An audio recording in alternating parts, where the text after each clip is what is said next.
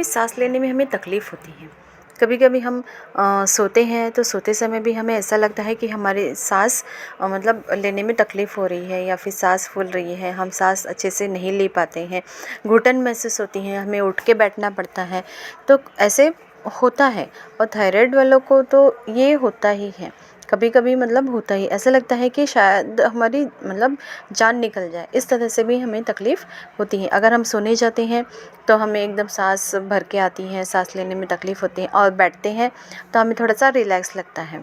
तो इसलिए हमें कुछ यहाँ पे आपको योगा प्राणायाम बता रही हूँ, यह करिए और आपको इससे बहुत ज़्यादा फ़ायदा होने वाला है। जैसे सांस लेने में तकलीफ़ होने पर फेफड़ों की क्षमता बढ़ाने और ना ऑक्सीजन स्तर सुधारने के लिए हमें जैसे योगा प्राणायाम है, उसमें है भस्त्रिका। भस्त्रिका क्या करता है? भस्त्रिका यह फेफड़ों की कार्यक्षमता बढ़ाता है। जिस तरह से हम सांस लेते हैं, सांस छोड़ते हैं, सांस लेते हैं, सांस छोड़ते हैं, तो हम ऑक्सीजन भरपूर मात्रा में अपने फेफड़ों में भरते हैं, अगर कार्बन डाइऑक्साइड को बाहर निकालते हैं। तो उस तरह से हमारे फेफड़ों की जो कार्यक्षमता है, बल है, वह बढ़ता है। दूसरा जैसे है अनुलोम विलोम। अनुलोम विलोम प्राणायाम, यह इतना अच्छा प्राणायाम है, इससे बहुत सारी मतलब आपकी जो भी प्रॉब्लम्स रहती हैं दिमाग के, मतलब जैसे सांस लेने में जो तकलीफ़ है, आपकी एलर्जी है, आपका कफ दोष जो भी है, उसमें बहुत ज़्यादा आपको फ़ायदा मिलता है। यह प्राणायाम आपकी फुफ्फुस नली को साफ़ करता है, जो श्वसन मार्ग है उसे साफ़ करता है और बेचैनी को भी कम करता है।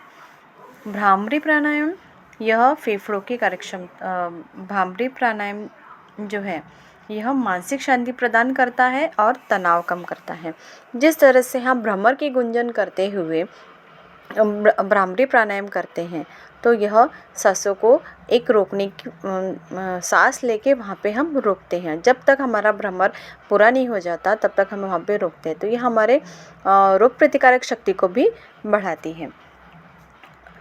एक और है डायफ्रेमिक मीटिंग, मतलब इसमें क्या है, इसे हमें पेट से हवा भरनी पड़ती है। जैसे पेट से हवा भर लिए तो आप पूरी तरह से फेफड़ों में भरते हैं और पेट से ही उसको रिलीज़ करना है। जैसे सांस फूलने पर यह तुरंत आराम दिलाता है और सांसों को धीमा करता है। तो अगर आपकी सांस फूलने की आपको शिकायत है या किसी और को भी शिकायत है तो आप बिल्कुल यह प्राणायाम कीजिए।